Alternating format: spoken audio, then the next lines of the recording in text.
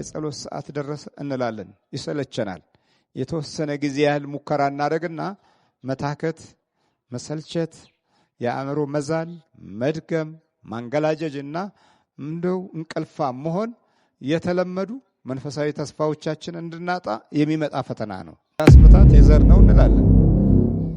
በቃ ከእናቷ ነበረ አሁንም በልጇ መጣ እንላለን። ከዛ ሕክምናው ላይ የምንሄድበት ጊዜ ይጸድቅልንና ቁጭ ይላል። ጉዳዩ ግን አብሮ ተያይዞ ከህይወታችን ጋር የመጣ ጠንቅ እንደሆነ በመንፈሳዊ ኃይል ሊወገድ የሚችል እንደሆነ ማገናዘብም ሆነ ማስተዋል አልቻልንም። እምነት በራሱ የተደበቀ ኃይል አለው። ያ የተደበቀው ኃይል ሲገለጥ ነው መንፈሳዊ ድሎች የሚከሰቱትና የሚገለጡት። እና እምነት ኃይል ከሌለው ወግና ተረት ብቻ ነው የሚሆነው። በቢታንያ እንግዲህ ወደዛ መጀመሪያ አወጣቸው፣ ባረካቸው። ሲባርካቸውም ከነርሱ ተለየ ይላል። ይሄ እርገቱ ነው። ከዛ በፊት ግን የእምነትን ኃይል የሚያሳዩበትን መንፈሳዊ ጉዞ እንዲማሩና እንዲለማመዱ እንዲህ አለ። እነሆ አባቴ የሰጠውን ተስፋ እኔ እልክላችኋለሁ። እናንተ ግን ከላይ ኃይል እስክትለብሱ ድረስ በኢየሩሳሌም ከተማ ቆዩ አላቸው። ኃይል እስክትለብሱ ድረስ ነው ያለው። ይሄ ኃይል ለእያንዳንዱ የእግዚአብሔር ሕዝብና ወገን ሁሉ ያስፈልገዋል። የዚህ መንፈሳዊ ኃይል እጥረት ሊያመጣ የሚችለው ችግር በጣም ብዙ ነው። የዚህ መንፈሳዊ ኃይል እጥረት ሲያጥረን ክፉ ኃይል ይይዘናል። ያ ክፉ ኃይል ሰይጣን፣ አጋንንት፣ ዲያብሎስ እና ሰራዊቱ፣ የወደቀው መላእክት፣ የጨለማው ገዢ፣ የዚህ ዓለም ገዢ፣ በአየር ላይ ባለስልጣን የሆነ እንዲሁም ደግሞ አሳች፣ አታላይና ክፉ በመባል የሚታወቀው መንፈስ ይገዛናል፣ ይቆጣጠረናል። የዚህ ኃይል ደግሞ በጣም በጥንካሬ ይነሳል። አሁን 3 አይነት ኃይሎች አሉ በዚህ ምድር ላይ። አንደኛው ኃይል የተፈጥሮ ነው። የተፈጥሮ ኃይል አለ። ሁለተኛው ኃይል የእግዚአብሔር ኃይል አለ። ሶስተኛው ኃይል የሰው ኃይል አለ። እንግዲህ ተመልከቱ፣ የኃይል ብዛት አለው። ብዛት ያለው ኃይል አለ። ከአቅማችን በላይ የሆኑ ነገሮች ሲገጥሙን በኃይል ተገዛን ማለት ነው። በመንፈስ በኃይል የተገዛንበት ጊዜ አለ። በተፈጥሮ በኃይል የተገዛንበት ጊዜ አለ። በሰውም በኃይል የተገዛንበት ጊዜ አለ። እነዚህ ኃይሎች በጣም በጥድፊያ ላይ ናቸው ያሉት። የሰው ኃይል ጉልበትን የሚያቀሉ ዘዴዎችን በመፈልሰፍ በመማር በመተግበር ነገሮችን በማቃለል ላይ ያለንን። ለምሳሌ የመብራት ኃይል፣ የዲናሞ ኃይል፣ የትልልቅ የኢንዱስትሪ ኃይል፣ እነዚህ ሁሉ ለሰው ልጆች አስፈላጊ ሆነው በኃይል ደረጃ ከተሰለፉ አሁን ዘመናት እያለፉ ነው። ነገሮች በጣም ቀለዋል። በብዙ መንገድ ቀለዋል። ውስጣችን ግን አንድ ትልቅና ብርቱ የሆነ ኃይል ያስፈልገናል። አሁን ሰው ያላወቀው፣ ምሁራኖቻችንና ሳይንቲስቶቻችን ያላወቁት፣ ያልተገነዘቡት እና በጥድፊያ ላይ ያሉት ጨለማን፣ የተፈጥሮ ጨለማን ለማራቅ የመብራት ኃይልን በጣም በዓለም ደረጃ በሁሉም ዓለም ደረጃ ጥድፊያ ላይ ነው ያለው። ቆንጆ ነው፣ በጣም ጥሩ ነው። በተለያየ አይነት መንገድ የመብራት ኃይል እንዲመቸን ብዙ እንሞክራለን። በቤታችን እንኳ በጣም ጨለምለም ሲል ዲም ላይቶችን ለመጠቀም ምርጫ አለን። አንዳንዴ ለኤሌክትሪክ ቁጠባ ለሌላም ነገር ይሁን ብቻ ብርሃን እንፈልጋለን። አንዳንዴ ቅዠቶችንም ለማራቅ የቤቱንም መክበድና መጫጫን ጨለማውን ለማስወገድ የብዙዎቹ ቤተሰቦች የዚህ ዘመን አንዱ ገጽታ ጨለማ አልወድም፣ ስለዚህ ዲም ላይቱን እናብራ እንላለን። ይሄ የምን ኃይል እጥረት ያለን ይመስላችኋል? የመንፈሳዊ ኃይል እጥረት ስላለ ፍርሃት ይከበናል። ታዲያ እዚህ ጋር ጌታችንና መድኃኒታችን ኢየሱስ ክርስቶስ የሰጠውን የተስፋ ቃል አባቴ የሰጠውን የተስፋ ቃል እኔ እልክላችኋለሁ እናንተ ግን ኃይል እስክትለብሱ ድረስ በኢየሩሳሌም ከተማ ቆዩ አላቸው። እንግዲህ ይሄ ኃይል ምን ኃይል ነው ብንል ዓለምን የሚቆጣጠር የሰውን ትውልድ ባህሪና ጠባይ የሚያስተካክል እንዲሁም ደግሞ መንፈሳዊ ጉዞን ከእግዚአብሔር ጋር የሚያስጀምር የወደፊት ሕይወታችን ላይ የሚወስን እናከናወነውና የምናደርገውን ነገር የሚያሳይ የሚመራ እንዲሁም ከሰማይ አምላክ ጋር ያለን ግንኙነት እንዳይቋረጥ የሚጠብቅ የዲያብሎስን ክፉ አገዛዝ የሚሰብርና የሚጥል ኃይል ነው። ይህ ኃይል እስክታገኙ ድረስ በጽርሐ ጽዮን ቆዩ አላቸው። ይህንን ኃይል እንግዲህ ያስፈልገናል በዚህ ዘመን ማለት ነው። በዚህ መንፈስና በዚህ ጉዞ ውስጥ በምንጓዝበት ጊዜ ጠላቶቻችን በየትኛው መንገድ በተነሱ ጊዜ የእምነት ኃይል ይታያል፣ ይገለጣል። ዛሬ የእምነታችን ኃይል ይገለጣል ወይ? ማተብ አስረናል። አዎ እናስራለን። ጥሩ። ጸሎት ግን አናደርስም፣ አንሰግድም፣ አንማጸንም። የመንፈስ ቅዱስ ኃይል ወደ ህይወታችን እንዲመጣ አንታገልም። እንዲመቸን እንፈልጋለን። እንቅልፍ እንድናጣ አንፈልግም። የጸሎት ጊዜን መስዋዕት የምናደርገው በእረፍት ነው። ስለዚህ ሁልጊዜ ማረፍን በተመቸን መልኩ እንጠብቀዋለን። ግን አንድ ትልቅ ብርቱ ኃይል እያጠረን መጣ። ያ ለልቦናችንም ይሄ ኃይል የሚከተሉትን መንገዶች ልንማርበት እንችላለን። አንደኛ ይሄ ኃይል ሲመጣ በኢየሩሳሌም ከተማ ቆዩ ኃይል እስክትለብሱ ነው ያለው። ሲለበስ በሁለት መንገድ ነው። መጀመሪያ ወደ ውስጥ ነው የሚገባው። የውስጠኛውን አካል ከነፍስ ጋር ነው የሚዋሃደው። ይሄ መንፈሳዊ ኃይል ወደ ውስጥ በሚገባበት ጊዜ የሚከተሉት ነገሮች ከህይወታችን ይርቃሉ። ፍርሃት ይርቃል። መንፈሳዊ ድፍረት ይመጣል። ሁለተኛ የምስጋና ኃይል እየጨመረ ይመጣል። እግዚአብሔርን እንወዳለን፣ እናፈቅራለን። በቀላሉ ነገሮች አይምታቱብንም። ውስጣችን አይናጋም። መንፈሳችን ሁሉ ውስጥ በኩል ቅዱስ ይሆናል። የውስጥ ልብስ እንለብሳለን። የውስጠኛውን ልብስ ሊያለብሰን የሚችል እግዚአብሔር ብቻ ነው። የላኛውንማ ምን ችግር አለ? ሸማኔውም ያለብሰናል አይደል? ቻይናም ታለብሰናለች፣ ችግር የለም። ኢንዱስትሪውም የልብሱ ኢንዱስትሪ ሁሉ ያለብሰናል።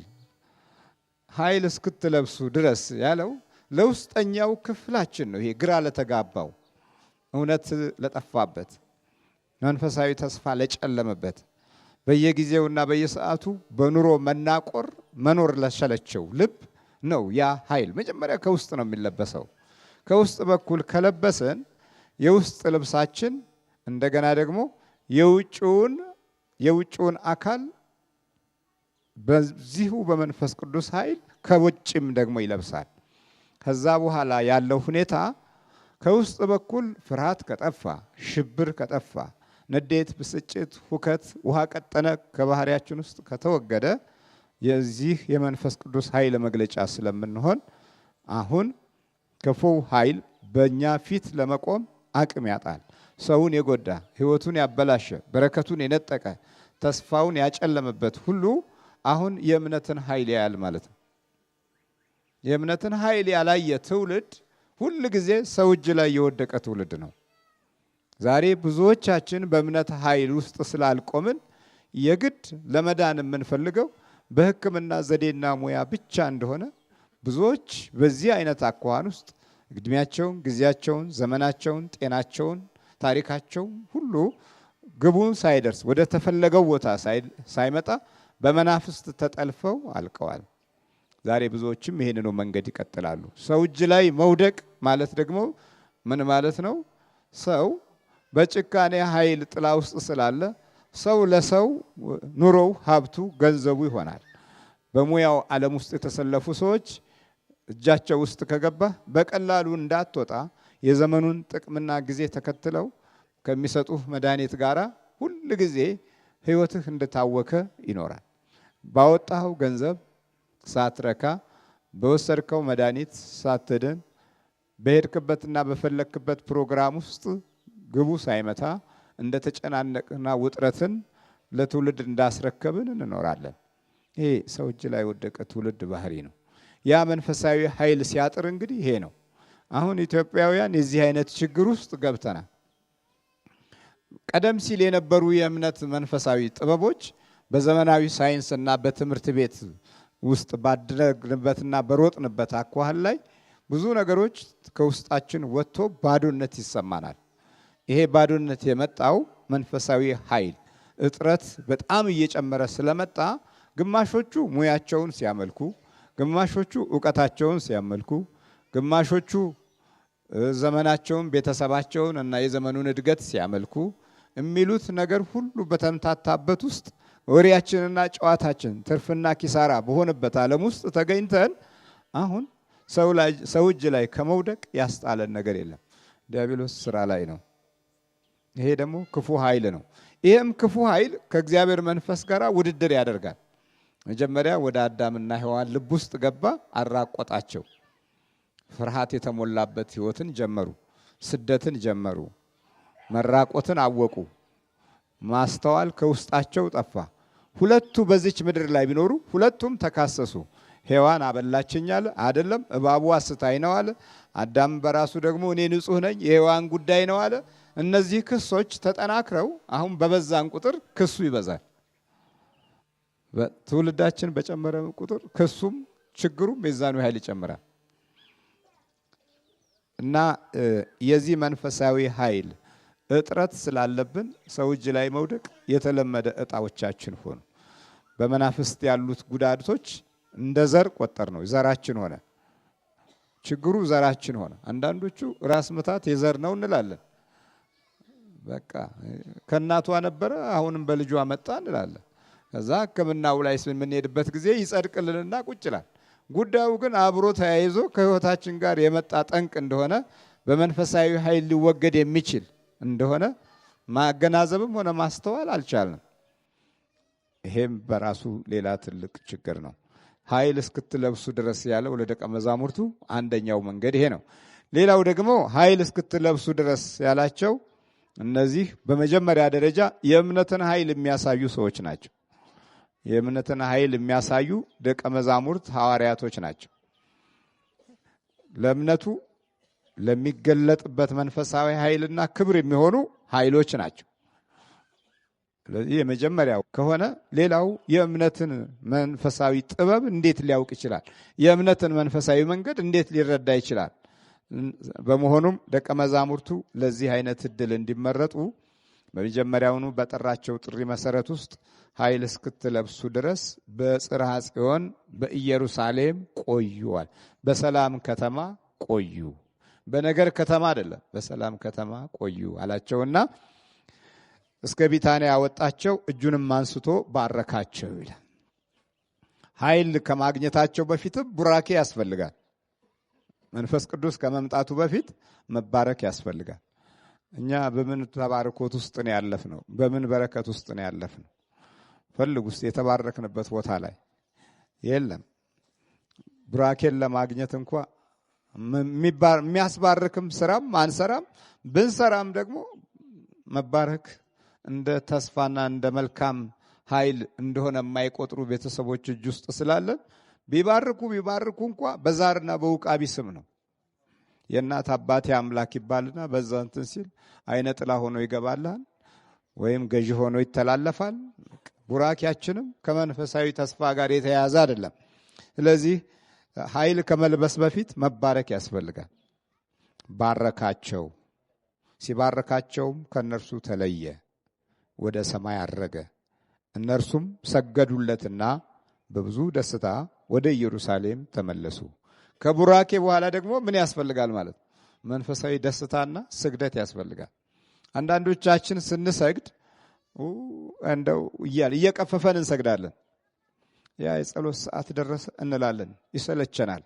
የተወሰነ ጊዜ ያህል ሙከራ እናደርግና መታከት፣ መሰልቸት፣ የአእምሮ መዛል፣ መድገም፣ ማንገላጀጅና እንደው እንቅልፋ መሆን የተለመዱ መንፈሳዊ ተስፋዎቻችን እንድናጣ የሚመጣ ፈተና ነው። እዚህ የምናየው ግን ለየት ያለ ነው። ከባረካቸው በኋላ ሲለይ በታላቅ ደስታ ነው። እንዴት ሲለይ ሰው ይደሰታል? አያችሁ፣ አምላካቸው ጌታቸው ሞትን አሸንፎ ወደ ላይ ከፍ ከፍ ሲል እነሱ ደስ አላቸው። ሲለይ ያሳዝናል እንጂ ሲለይ መደሰት አለ እንዴ? በአካል ተለያቸው፣ በመንፈስ ግን ከነርሱ ጋር ነበረ። ስለዚህ በጣም ደስ አላቸው። እምነት በደስታ ውስጥ ነው። የእምነት ኃይል በደስታ ውስጥ ነው የሚገለጠው። ብዙ ሰዎች ወደዚህ ስፍራ ሲመጡ ወደ ጠበልና ወደ ክፉ መንፈስ ውጊያ ሲመጡ እየቀፈፋቸው ነው የሚመጡ። ዛሬ ልቤ መደንገጥ ጀምሯል እንላለን። ዛሬ ፍርሃት ብሎኛል፣ ዛሬ ሳይፈነዳ አይቀርም የሚለው አሉ። ዛሬ እንጃለት፣ ዛሬ ቁርጥ ቀን ነው መሰለኝ፣ እየተጨናነቀ ነው ይላል። ይሄ የጠላት ደስታን የመንጠቅ አንዱ አካሄድ ነው። ደስታችንን ከነጠቀን ደግሞ እኛም በእምነት ያለን መንፈሳዊ ሞገስ በጣም ችግር ያለበት ይሆናል። የእምነት ኃይል አስፈላጊ ነው። በጎረቤቶቻችን ዘንድ የእምነት ኃይል በጣም ጥሩ ነው፣ ያስፈልጋል። በቤተሰቦቻችን የእምነት ኃይል ያስፈልጋል። በወገኖቻችን ዘንድ የእምነት ኃይል ያስፈልጋል። በአባቶቻችንም ዘንድ የእምነት ኃይል ያስፈልጋል። የእምነት ኃይል ካልተገለጠ የቱ ጋ ነው የእግዚአብሔር ልጆች መሆናችን የሚታወቀው? ለምሳሌ 3 ደቂቅን እንውሰድ። እነዚህ ልጆች የእምነት ኃይል አላቸው። እምነታቸው በተፈተነ ጊዜ ግን መጨረሻ ላይ ተገለጠ። በእሳት ውስጥ ተገለጠ። አስቸጋሪ በሆነ ፍርድ ውስጥ ተገለጠ። ወደ እሳት ወረወሯቸው። ነገስታቱ፣ መኳንንቱ፣ የዘመኑ ገዢ ሁሉ ዓይናችሁን ላፈር ብሎ ሰደባቸው፣ አዋረዳቸው። በመጨረሻም በእሳት ውስጥ ሲቃጠሉ ማየት የነገስታቱም የመኳንንቱም የመሳፍንቱም ምርጫ ነበር። ስለዚህ ወደ እሳት ወረወሯቸው።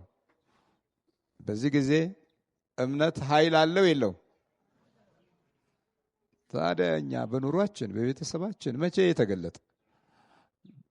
ደግሞ በመንፈሳዊ ጉዟችን በቤተ ክርስቲያናችን በዘመናችን የእምነት ኃይል አያስፈልግም እንዴ? ታዲያ ለምንድን ነው የምናወናብደው? የተለያየ ትርጉም የምንሰጠው? ምኑ ጋ ነው አማኝነታችን? ምኑ ጋ ነው ክርስቲያናዊነታችን? የእምነት ኃይል በተገለጠ ጊዜ ለምን ማለት አለብን እንዴ? ለምን ሰው ለምን ዳነ ማለት አለብን? ሰው ለምን ተፈወሰ ማለት አለብን? ለምን አጋንንት ወጣ ማለት አለብን? ታዲያ የእምነት ኃይል የት ጋ ነው? የት ነው አማኝነታችን? የቤተ ክርስቲያን ልጆች ዘርነታችን የቱ ጋ ነው? ስለዚህ የእምነት ኃይል ለ3 ደቂቅ አሁን አስፈላጊ ነው። ሁሉም ፈርዶባቸዋል። እነዚህ ተቃጥለው ተንጨርጭረው ማየት አለብን ብለው በይሉኝታም የፈረዱባቸው አሉ፣ በማስመሰልም የፈረዱባቸው አሉ።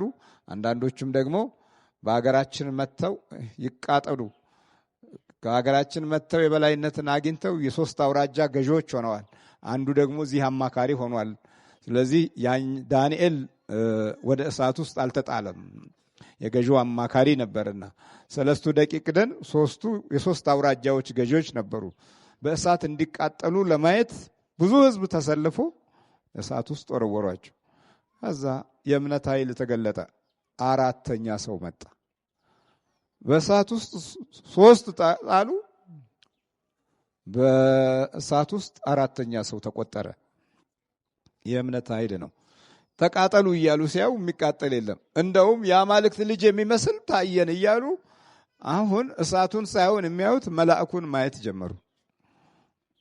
ተመልከቱ፣ የእምነት ኃይል ነው። መቃጠል አልተቻለም፣ መንደድ አልተቻለም። 3 ደቂቅ ከእሳት ውስጥ ወጡ።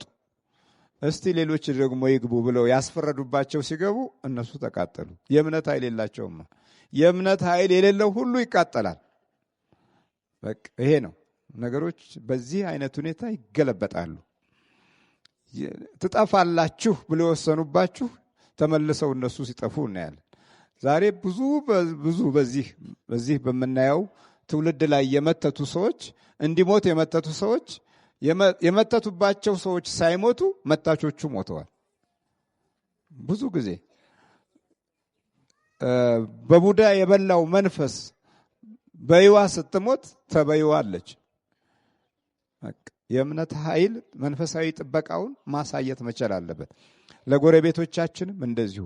ምቀኛ ከሆነ ግን ጎረቤቱም ምቀኛ፣ በግራም ያለው ምቀኛ፣ በኋላም ያለው ምቀኛ ከሆነ ምቀኛ ለምቀኛ ያው ምንም ኃይል የለም። ሁለቱም ጋር ያለው ክፉ አይን ነው። በዚህ በክፉ አይን እየተለካከፉ የሚገቡና የሚወጡ ከሆኑ ይሄ ትርጉም የሌለው የስቃይ ኑሮ ነው። በመተያየትም ስቃይ አለኩ። ክፉን ስታዩ ይሄ ክፉ ሰው አየሁት ትላላችሁ። በመንፈሳዊ ሕይወት ግን ክፉን ስታዩ ውስጡ ያለው ጠላት ነው። በእምነት ኃይል በኩል ነገ አንድ ቀን ሲበራለት ይመለሳል። ስለዚህ በክፋት አይን አለማየታችሁ በራሱ ሌላ አስተማሪነት ነው። ዛሬ የመተቱባቸውን መትተው እንደዚህ ተመታተው ወደዚህ የማይመጡ አሉ እኮ። አንዳንዶቹ ይህንን አማራጭ መንገድ ሄደዋል። አንዳንዶቹም ደግሞ እንዲሁ ሳይተዋወቁ ጎረቤቱ በጎረቤቱ ላይ መትቷል፣ ይሄኛውም በዚሁ ላይ መትቷል። ሁለቱም መተታሞች ናቸው። ሁለቱም ሲተያዩ ይደነጋገጣሉ። ሁለቱም እነዚህ ሁለቱም ታዲያ ወደ ቤተ እግዚአብሔር አይመጡም። ለምን? የሰሩት ስራ አለ፣ የፈጸሙት ተንኮል አለ፣ ሚስጥር አላቸው። በተቻለ መጠን ከክፋት ጋር በሚኖሩበት ጊዜ የክፋትን ኃይል የሚጠብቁም አሉ። ያ የክፋት ኃይል ምንድነው? ዲያብሎስ ነው። እንግዲህ ቀደም እንዳልኳችሁ ኃይላት አሉ በዚች ምድር ላይ፣ የእግዚአብሔር ኃይል፣ የክፉ መንፈስ ኃይል። እኛ የሚያስፈልገን በጽርሐ ጽዮን ቆዩ ብሎ ባርኮ እና በብዙ ደስታ ሕይወታቸውን ከሞላ በኋላ ከዛ ሰገዱለትና በብዙ ደስታ ወደ ኢየሩሳሌም ተመለሱ። ዘወትርም እግዚአብሔርን እያመሰገኑና እየባረኩ በመቅደስ ኖሩ። የተባረኩ እጆች የደረሳቸው ስለሆነ መባረክ አሁን ለነሱ ቀላል ነው። ዛሬ መባረክ ለኛ በጣም ርቆናል። እንጀራችንን ብንባርከው ምንም፣ ኑሯችንን ብንባርከው ምንም፣ ከሰማይ እጅ ያስፈልገናል። የእርገቱ ቡራኬ ያስፈልገናል። የቡራኬ እጥረት አለብን። እናቶቻችን አባቶቻችን በዘመኑ ሳይንስ ጥላ ውስጥ ወለዱን። ከዛ በኋላ ያለው ነገር ቡራኬ የራቀው ነው። የሽምግልናና የመንፈሳዊ ጸጋ ቡራኬዎች እጥረት አለብን። ስለዚህ እንደውም እርግማኑ እየጨመረ ከመምጣቱ ጋር ተያይዞ ሁለንተናዊ ክፋቶች የኑሯችን አንዱ አካል ሆኗል እና የኃይል እጥረታችን እንዲበረታ በጽርሐ ጽዮን ቆዩ አለ። በቆዩት መሰረትም በሐዋርያት ሥራ ምዕራፍ 2 ላይ ጴጥሮስ መናገር ሲጀምር ወደ 3000 የሚደርስ ሕዝብ በአንድ ጊዜ ተለወጠ። 3000 ሕዝብ የጌታን ቃል በሚሰማበት ጊዜ ልባቸው ተነካ ይለናል። የሐዋርያት ሥራ ምዕራፍ 2 እንዲህ በማለት ይናገራል። ያ ኃይል ከመጣ በኋላ ሁሉንም ከውስጥም ከውጭም ሲባርካቸው እንዲህ ይለናል። ምዕራፍ 2 ቁጥር 37 ላይ ይህንም በሰሙ ጊዜ እያንዳንዳቸው ልባቸው ተነካ። ጴጥሮስንና ሌሎችንም ሐዋርያት ወንድሞች ሆይ ምን እናድርግ አሏቸው። ጴጥሮስም ንስሐ ግቡ፣ ኃጢአታችሁም ይሰረይ ዘንድ እያንዳንዳችሁ በኢየሱስ ክርስቶስ ስም ተጠመቁ፣ የመንፈስ ቅዱስንም ስጦታ ትቀበላላችሁ። የተስፋው ቃል ለእናንተና ለልጆቻችሁ ጌታ አምላካችንም ወደ እርሱ ለሚጠራቸው በሩቅ ላሉ ሁሉ ነውና አላቸው። በቅርብም በሩቅም ላሉ ሁሉ ይህ መንፈሳዊ ተስፋ ይሄው መጥቷል፣ ደርሷል። ስለዚህ በጌታችን በኢየሱስ ክርስቶስ ስም እየተጠመቃችሁ ይህንን ኃይል ልበሱዋል። ከዛ በኋላ 3000 የሚያህል ሕዝብ በአንድ ጊዜ ተለወጠ። በአንድ ጊዜ ልቦናቸው ተነካ። ከዛን ጊዜ ጀምሮ በ3000 ሕዝብ የተጀመረው መንፈሳዊ ሕይወት ይሄውና እስካሁን እስካለነው ትውልድ ድረስ የጌታችን የኢየሱስ ክርስቶስ ኃይልና መድኃኒት ተገለጠ። የስሙ ክብር የልቦናቸውን ሕይወት ለወጠ። የስሙ ጥበብ፣ የስሙ መንፈስና ጸጋ ሕይወታችንን ሁሉ ለዚህ በረከት እንድንበቃ አበቃን። በ3000 ሕዝብ መለወጥ ቤተ ክርስቲያን መንፈሳዊ ጽናቷ በረታ። የመንፈስ ቅዱስ ኃይል እንግዲህ ይሄ ነው። የዚህን ኃይል ለአሕዛብ ማሳየት ግድ ነው። ዛሬ ኢትዮጵያውያን በመላው ዓለም ካሉ ትልልቅ ውርደቶች ውስጥ ከገጠመን አንዱ የዚህ መንፈሳዊ ኃይል እጥረት ነው። እናት ለልጇ የምትመክር እየጸለየች እያመሰገነች እግዚአብሔር አምላክና ቡራኬን የምትሰጥ ከሆነ ልጁ ደግሞ የበለጠ መንፈሳዊ ጥንካሬ ከእናቱም ከአባቱም ይማራል። ዛሬ ይሄ ሁሉ ቀረና ከትምህርት ቤት ተምሮ የሚመጣው ልጅ በቂ ዕውቀት ይዟል ብለን እንገምታለን። በቃ ሌባ ሆኖ ቁጭ ሌባ በቃ ደንበኛ ሌባ ሌብነት እድሉ ሆኖ አርጎት ቁጭ ዘረፋ እግዚአብሔርን አለመፍራት ንጥቂያ ቅሚያ የህይወቱ አካል አርጎት ቁጭ ዲያብሎስ በዚህ በጣም ደስ ብሎታል የጥፋት ኃይል አግኝቷልና እግዚአብሔር ከሁላችን ጋር ይሁን